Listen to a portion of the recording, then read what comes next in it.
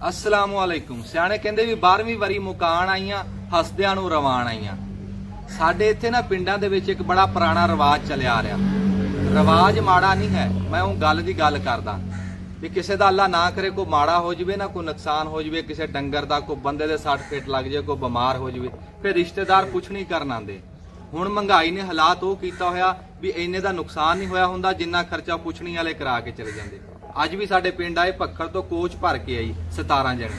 हुण आए भी इसे मुल्क च जान लगे किहड़ा वो डॉलर दे जण के पुछणी। वो गल उत्थे दी उत्थे 580 रुपये किलो बलैलर आ।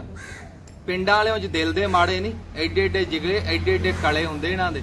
मैं सलाब जदगान ते गया, उत्थे नंबरदार ओदी 300 किले मुंजी डुब्बी पई, डेरे दे चारे पासे पानी। असीं ओहदे वास्ते लंगर लैके गए, और साडे वास्ते पकाई बैठा।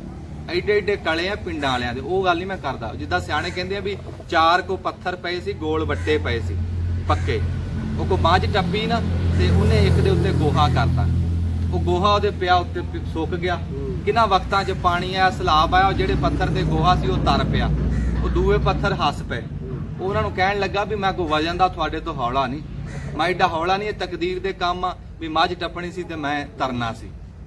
पिंडां वाले दिल दे माड़े नहीं, इन्हां कुत्तियां सरकारां ने छड्डिया किसे पासे दा नहीं, कखां दे भार करता, नहीं ते बड़े बड़े नुकसान झाक जांदे सी। मैं कहना भी बाकी गल्लां जो टैलीफोन ते हो जांदियां ते पुछणी भी टैलीफोन ते, हुण तां कैमरे वाली कॉल चल पई, वो भी टैलीफोन ते कर लिया करो। हालात सानू अपने रवैये ना बदलने पैणे, शौकिया नहीं ते मजबूरी च बदलने पैणे। जिद्दां साडे इत्थे ना रावी ते एक बंदा सी, 80 साल ओहदी उम्र सी। 80 सालां च ओहदा मसीत ना झेड़ा ही कोई नहीं रहा। जो ज़ियाद का दौर आया तो उन्होंने कोई सख्ती की, फौजिया ने नमाज रोजे थे। वो डेरे बैठा, फौजिया ने आके आख्या भी चल बाबा के जुमे का टाइम आ पढ़।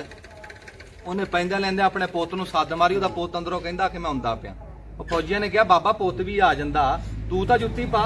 फौजी एक ने इधरों फड़िया, एक ने इधरों, तो उन्हें काल ना फिर अपने मुंडे नूं आवाज मारी। मुंडे ने अंदरों हंगारा दिता भी आउंदा पिया। कहंदा उदों आएगा जदों मैनूं मसीत ते लै गए।